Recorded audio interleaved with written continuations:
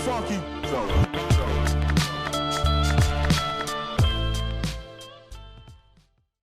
Hey, what's going on, guys? David Lee here. If you've been a Canon user and have been looking to switch to Sony for a variety of reasons, then I got a pretty cool video for you. I've been using Canon for a while. Actually, my first Canon camera ever was this little point and shoot, the Canon G7X, and which I still have. I think it still works.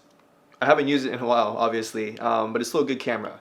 But after some bit of time, as you want to upgrade your video quality, you kind of want something a little bit better, right? Like a Canon 70D or an 80D, which is what I've been using for a while now. And the 80D is great, the 70D is great, but as you probably known, a lot of people are switching to Sony cameras. And with the 80D, there's a lot of compromises that you make compared to some of the Sony cameras like the A6300, the 6500, and especially the A7S II.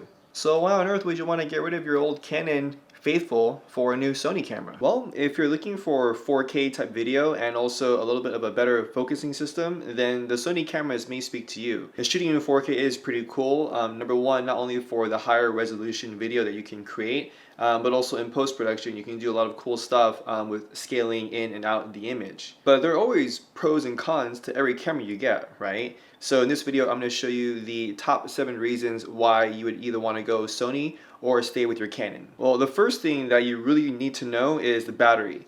This is the battery for the Sony cameras. This fits the A7S II, which I have on rent right now. So I've been able to do a comparison for you guys.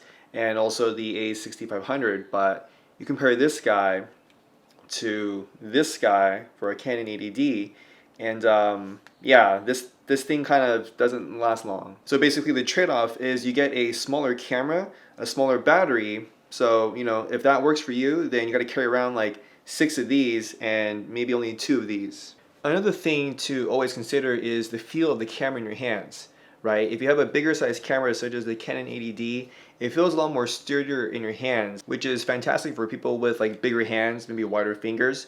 You can grip the camera more robustly. You feel more secure with it. Comparing that to the Sony A7S II, it is a full frame camera, so it does feel pretty good. I have like regular size hands, so even if you have bigger hands, it'll still feel pretty good in your hands. One thing that I do appreciate about the A7S II, since it is like a tiny bit smaller in your hands, it allows you to be more nimble. So if you're like in a really crowded area, a street, narrow settings where there's not a lot of room, the A7S II is perfect because it allows you to be kind of agile and hold your camera in tight. Which brings us to the next point, is the ability to run and gun, as they say, right?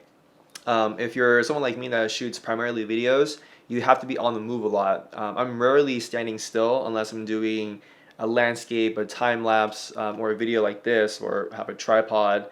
Everything is situated. But when you're always on the go, you don't know where your subject is going to be. You don't know when you have to quickly pull out your camera. And the 80D, like if you have a small little pancake lens, it's not that bad. But if you have like the 17 to 40 or something bigger that you can zoom in, sometimes it just feels a little awkward having to hold this guy around. Whereas with the A7S II, it's a bit smaller of a size, meaning it's a lot easier to hold the camera. There's a little bit less weight, so it's easier for run and gun. Even if you have a larger lens like the 18 to 105 or the 24 to 70, which I have on here. Now, something else that you should also know is the button placement. So specifically, the shutter and the record button on the 80D is conveniently placed right in the back. But also you have the shutter button in the front, which is really helpful when you're doing any type of vlogging, or if you need to set up a shot where the camera is facing you. Now, if you look at the A7S II, pretty much all of the Alpha line, the record button is on the side, and you can't use the shutter button in the front. You have to hit the record button on the side. But the thing is, the button's so small that like you can tap it and you won't record. You can tap it, you won't record. And especially if you're facing the camera's facing you, you have to really press the button as hard as you can, or firmly at least a couple of times. And if you have the audio levels on, then you'll know when you hit record. And both cameras wake from sleep pretty fast, with just a minor delay with the Canon 80D. Now, one of the biggest things to know before buying the A7S II is it might not be a big deal to you, but coming from like literally any other camera, whether that be Canon or even Panasonic, is the ability to time lapse. And even though the Canon can shoot, the 80D specifically can only shoot in 1080p, you sort of get that, okay, when I time lapse, I'll get 1080p footage. With the A7S II and even with the A63, 6500, when you shoot in time lapse, you only can shoot in 1080p. You can't shoot in 4K compared to a camera like the Panasonic G7K. And of equal weight, it costs you $10 just to get the time-lapse app on the Sony camera, which I don't understand. Now, the A6300, from what I believe, does have built-in time-lapse, but the A7S II and the A6500, which I'm shooting on right now, I had to pay $10 just to get a time-lapse app that I thought could shoot in 4K. And you would think you'd be able to shoot in 4K if it can take 4K video and 4K pictures, so just be aware of that. Now, the thing to know about time-lapsing with the A7S II is once you actually get the application installed, which is sort of a pain in the butt, just to get it open on the application side, it takes a long time than what I'm used to with my 80D, because now I'm still waiting.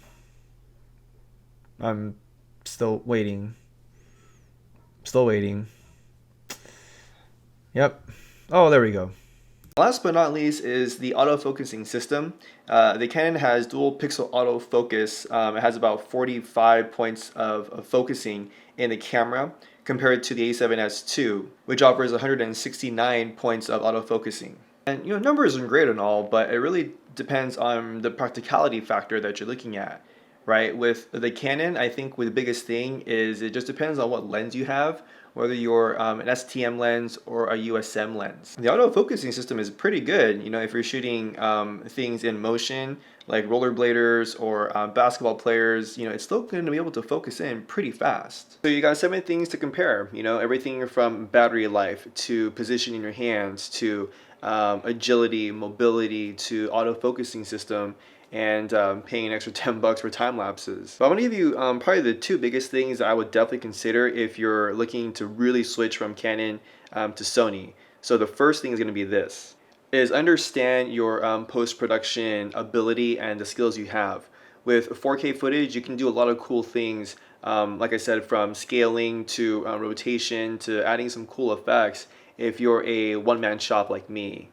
Now, number 2 is going to be the addition of hardware. And what I mean by that is if you're a one-man shop, a one-man band, it's easier to see yourself in focus when you have an articulating screen that swivels out like the Canon 80D. And with the A7S II, the R2, the A6500, there is no swivel out screen, which means you need something like a HDMI monitor just to see where you're in focus, what you're looking at. Now, a cheaper alternative than to buying an external monitor is to use the remote control app on the Sony Play Memories Home app. Luckily, that feature is built into the camera, so you don't have to pay for it. But the caveat with that is you aren't able to use any of your custom picture profiles. So that means no S-Log, no Cine 4, Cine 2. That's really where our videos come alive, is in post-production. We shoot with a flat profile, whether that be CineStyle or a Cine profile. Really?